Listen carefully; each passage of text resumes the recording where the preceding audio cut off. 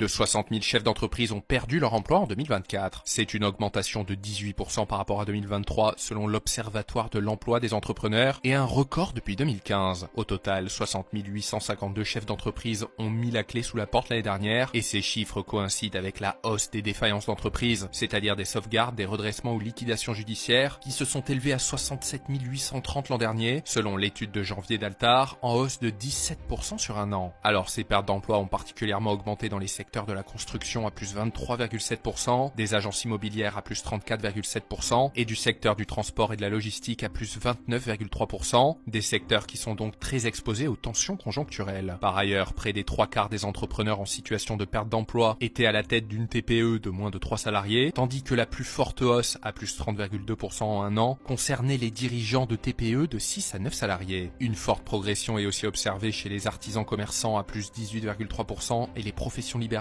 à plus 16,6%. Et les entreprises bien installées ne sont pas non plus épargnées, car près d'un tiers des entrepreneurs affectés par une perte d'emploi dirigeaient une entreprise depuis plus de 10 ans. Plus globalement, les défaillances ont fortement progressé depuis 2022, sous le double effet d'un rattrapage post-Covid, une période durant laquelle les défaillances d'entreprises étaient relativement peu nombreuses grâce aux aides massives de l'État, et plus récemment avec l'incertitude politique dans l'Hexagone, mais aussi à cause du contexte géopolitique mondial qui pèse sur le moral des investisseurs et des chefs d'entreprise.